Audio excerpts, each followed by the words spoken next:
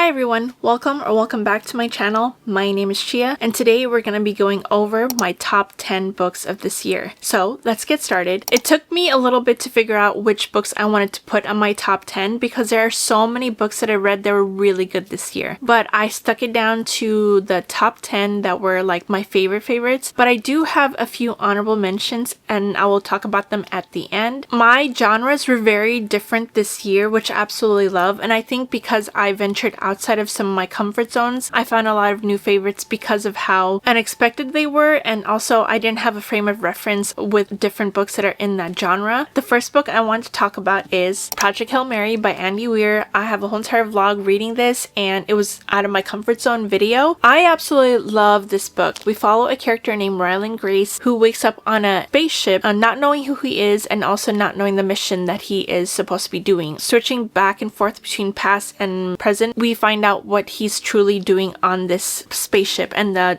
problem that has to be solved. It's very sci-fi with a lot of science terminology, not necessarily what I'm well versed in. I love the writing in this book. It was so humorous and very approachable. I loved how there was humor interspersed with every single like different page because it made everything so much more digestible. Andy Weir has such amazing writing and I of course listened to the audiobook. The audiobook is where it's at. I love the narration of it. I love the little voices that the narrator does, and also I loved the different characters that show up in this book. It had such surprising warmth for something that's very set in vastness of space. This book was so good and it's become one of my favorite reads of all time. In fact, it's a 6-star read for me. Next is If It Makes You Happy by Julie Olivia. This book was one of my surprises of this year. I didn't think I would like it because I'm not a big seasonal reader. Whenever I read seasonal books that are themed around like fall or Christmas time, I don't really like rate it really highly. I think there's so much emphasis put on the setting and the atmosphere and the season that there's not enough attention placed on the actual characters or the storyline. But this book was absolutely perfect. It's set in the 90s and it follows the character Michelle who has to go take over her family's B&B because unfortunately they lose their mom, and her sister will ultimately take it over, but she will not take it over until after she's done with college. So she ends up getting there around the September time. It's a very small town. It's set in Copper Run, Vermont, and she ends up interacting with a character named Cliff who is her neighbor, and he was also close friends with her parents. I absolutely love the development of their relationship. It's a true slow burn. Nothing really happens between them until like maybe the last 25%. Very good book, and yes, it's almost like a 500-page book, but I did not feel it whatsoever when I came across this book, and I highly recommend picking it up, and the cover is absolutely gorgeous. The next book is Another Unexpected Love, The Unmaking of June Farrow by Adrienne Young. This book follows a character named obviously June Farrow who ends up losing her grandma at the beginning of the book. There's sort of an affliction that follows the females in her family. They start losing their minds later on in their life. They start seeing things that are not there, and so she gets a mysterious letter one day with a picture, and then the only words on the back of that picture is "Trust me." So she ends up trying to uncover it because there's an address tied to that picture too, and then she ends up going to it and finding out this big secret that like her family has been keeping. And there's like a love story and exploration of like different familiar relationships, and the love story was done so well. It's very much of a subplot. It's not really necessarily the main theme of the story. I loved how the magical realism was approached in this book, and the writing was absolutely beautiful. There's so many like quotable things in here. I absolutely teared up at the end. The characters are amazing and one of my favorite reads of this year. And then next I picked up The Rose Bargain by Sasha Payne Smith. This follows a character named Ivy. She's set in an area where it's like mid 1800s, and so she ends up joining the marriage market and going through all the balls and like these royal functions. And in this world, the queen offers like sort of deals with the girls who end up joining the season and basically barters with them, saying that they give them like a wish that they have, like something to advance them in the season, but they have to lose something in return. Her son, the prince, ends up joining the marriage market, so she makes sort of a bachelor kind of game with the female characters in this book. I loved it so much. It was a combination of Bridgerton, like I said, plus the whimsy of Once Upon a Broken Heart, and also the cruel fae from The Cruel Prince. 3 of like really good books that I absolutely love. I love that it explores female friendship. I can't wait. That cliffhanger was like kind of predictable, but I absolutely devoured it, and I cannot wait for the second book to come out. It's going to be a duology, I believe. The next book is a literary fiction called The Favorites by Lane Vargo. This follows a character who is sort of very ambitious in the figure dancing world, and so she and a childhood friend of hers end up going into a program where they have to be trained by this Olympic winner, and they are competing with other characters in this booktube to get to the Olympic gold. It examines how ambitious and competitive the people are who join these like competitions and these training academies, and it also was very toxic because there's sort of stuff that happens that affect the male main character and the female main character's relationship, and it's so toxic, and it's very reminiscent of Daisy Jones and the Six, which I haven't read, but it does have like sort of interviews that happens in between the prison chapters also. I loved it because it's not only like very bingeable, and I love like the drama that happened in here. I love the character development that the female main character went through. I thought this was such an amazing read, so I highly recommend. Next is of course Golden Sun by Pierce Brown. This is the second book in the Red Rising saga. It was such a huge difference from the first Red Rising book. We follow a character named Darrow. He is a Red, and unfortunately because of a tragedy, he ends up joining the revolution called the Aries Sun. He basically gets turned into a gold to infiltrate and to basically break them down from the inside. In the first book, they attend an academy where it's very similar to Lord of the Flies because of like the different stuff that they have to do with the different other golds in this situation. And this second book expanded the world so much. It turns into more like an intergalactic, interstellar kind of like situation where they have to fight through space, and it's just so good. The insaneness of the ending and how we have to see where we go from here, and my jaw dropped and I couldn't think about anything else for like a few hours after I finished this book. And if you are looking for something different and something approachable where it's sort of like not too strong of a sci-fi book with amazing characters and amazing storyline, highly recommend Red Rising, especially Golden Sun, because it's so good. I've never seen a book done like this before. I want to compare it to a certain ending that we all know, but I don't want to, spoil anything for anybody, so highly recommend picking this up. If you've been hesitating and if you're not too sure if this genre is for you, I highly recommend picking up the dramatized audio because that one is done so well. I split half my time reading the dramatized audio while reading this physically, and it was done so well. So highly recommend getting into this. Next one was another one that was so unexpected. The Night Prince by Lauren Pell Freeman. This book is the second book in the Wolf King trilogy. There's only 2 books out right now. The third book is supposed to release in summer of 2026, and we follow a character named Princess Aurora. She unfortunately gets kidnapped by a alpha wolf shifter, but she kind of is also willing to go. She is betrothed to a very cruel man, and her father, who's the king, does not have a good relationship with her at all. In fact, he just wants to be rid of her. She goes to the wolf shifter kingdom, her enemy kingdom, and ends up like falling for a character named Callum. He is the alpha wolf shifter of this clan and also meets a character named Blake, and I loved this book. It's set in Scotland and they have Scottish accents in the audiobook. I loved it so much. The kilt part kind of like threw me off a little bit when I first read it, but I binged both these books. First book, Wolf King, I gave 4.5 stars to, but this one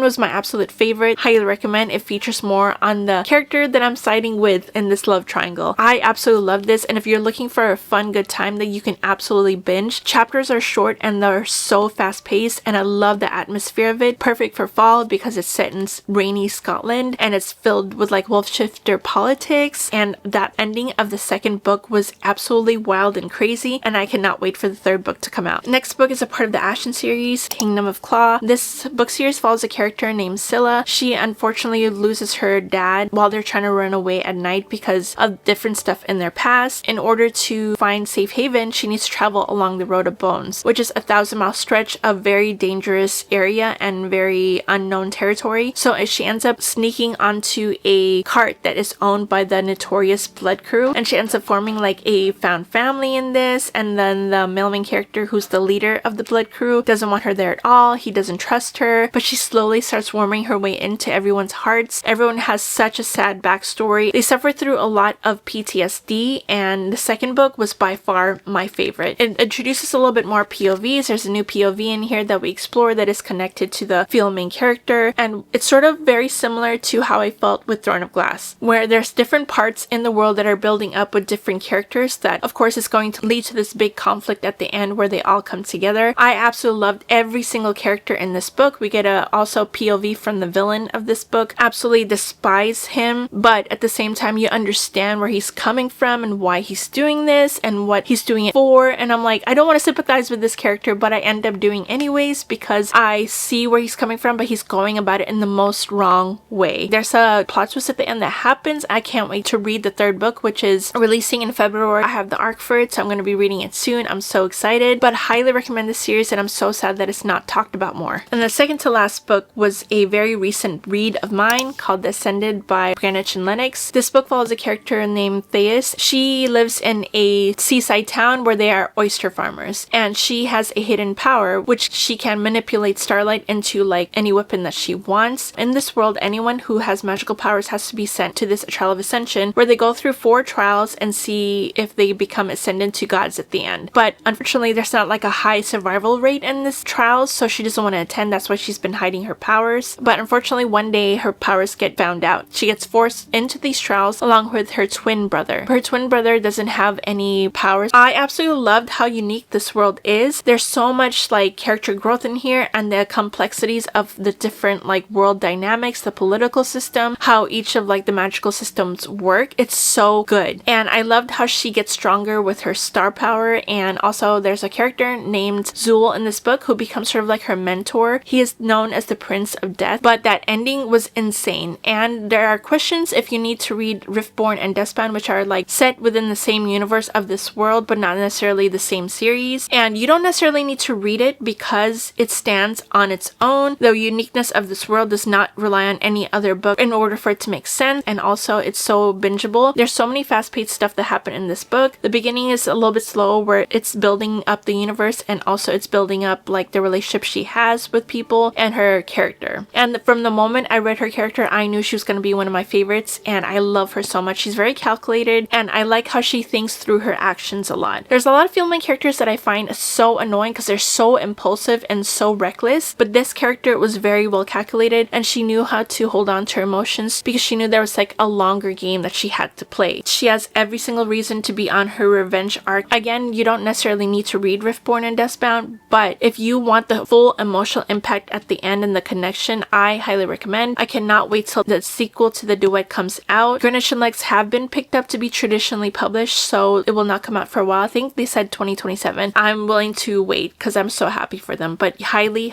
recommend. And the last one, and by far my favorite book of the year, Onyx Storm by Rebecca Yarros. Was there ever any doubt that this book was going to be my favorite read of this year? I'm still shocked by that ending, and I'm so scared of the implications. In case you don't know and you've been living under a rock, Fourth Wing follows a character named Violet. She is trying to be a scribe, but one day she ends up getting forced by her mom, who is the general of the school, to become a dragon rider. She has never wanted to be a dragon rider because she's not strong enough. She unfortunately has sort of like a disability where her limbs get broken really easily, and she's very fragile, and she's never wanted to bond with the dragon. But of course her mom pushes her, and it goes on from there. And there's also a shadow daddy in here named Xaden. This is one of my favorite series of all time. I can't stop thinking about Xaden and Violet. I can't stop thinking about what happened at the end. This book was absolutely amazing. I know some people didn't like it because they thought it was boring, that there was like a lot of stuff thrown in here that they didn't like. There was too much journeying. I absolutely loved it. Since their relationship is already established, I love that we were introduced to a lot more lore of the book, how expansive the world is, which is what is needed for a fantasy to continue on. Because if it's all about Xaden and Violet's relationship for 5 books, I honestly don't think I would have been as interested. I love that there's like so much good lore in this book. I love that there's so much expansion of the world and the different new characters that we meet, and we get to know more of like the different dragons as well and their background also. And I'm literally chomping at the bit for the 4th book to get announced. I'm so scared of what's going to happen in the 4th book, and there's so much that there's still unknown, and I can't wait to see what she's going to do with these characters. I love this book so much, and I can't wait again for the next book to come out. Now, onto my honorable mentions. I'm not going to go over too much. I'm just going to like talk about it a little bit and why I loved it. The honorable mention number 1 is People We Meet on Vacation. I know a lot of people prefer beach read, but I honestly prefer People We Meet on Vacation. I love the character storyline, the chapters where they're interspersed between present and past. I love seeing how they became friends at the beginning and then how they are now and what happened to kind of like tear them apart because they didn't talk to each other for 2 years despite going to a vacation with each other every single year. I loved it. I love Poppy and Alex. I think this is one of my favorite Emily Henry books of all time. I loved how well it was done and how the 3rd act conflict got resolved. So highly recommend for this contemporary romance. Next is Shield and Sparrow by Devney Perry. This one is a romantasy where it's set in a forest area, follows a character named Odessa, and she is sort of like the forgotten older child. She blends to the background a lot because her sister May is the more favorited child, and she is sort of being trained to go marry the prince of the foreign continent, and that's like a part of a deal they have. But when that prince comes to claim his bride, he ends up coming up with a way to get Odessa instead of her sister, and Odessa gets taken to to a foreign city. They have to journey through this like forest area with like magical monsters, and I love the creatures in this book. And they have to get to like the city that's sort of like secret. And I know some people didn't like this book because there was a lot of like questions integrated into every single one of these paragraphs that she keeps asking herself continuously. I absolutely loved it. I love the details in this book. I love the ending, and I love the world. So I can't wait to move on to the second one. And the second one is supposed to release April. Second to last honorable mention is of course Direbound by Sybil Sorensen. If you love Fourth Wing and you are going through a Fourth Wing hangover, absolutely recommend picking up Direbound. It's literally Fourth Wing but with direwolves instead of dragons, and there's sort of like different bonding rituals that they have to go through. This follows a character named Marin. Unfortunately, her sister ends up getting kidnapped and she has to join the front lines in order for her to rescue her sister. But when she joins the army, she finds out that it's a bonding trial year, and so she's forced to go through these trials in order to bond with the direwolf. She has decided already that she doesn't want to bond with the direwolf, and she just wants to go through this so she can go onto the front lines. But a direwolf has other plans for her. It follows the way they train together, the trials that they have to go through. There's an instructor in here named Stark who I absolutely loved. I love how brooding he is, and I can't wait to learn more about him in the second book. Sort of like Marin kind of pissed me off a little bit once in a while. She was a very frustrating character sometimes because the choices that she would make kind of like really annoyed me. She reminded me a lot of DM from Spark of the Everflame, but nonetheless I loved every single bit of this book. And then my last honorable mention that I recently read is Belladonna by Adeline Grace. This follows a character named Signa, and she's been followed by death her whole entire life, and then she loses a lot of her caretakers, and so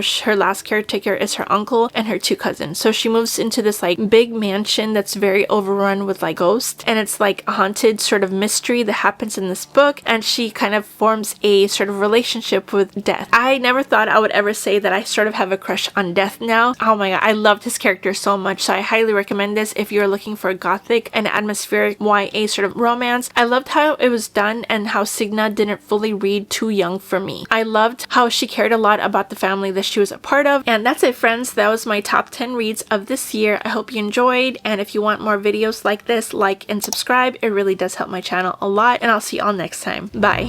You just give me a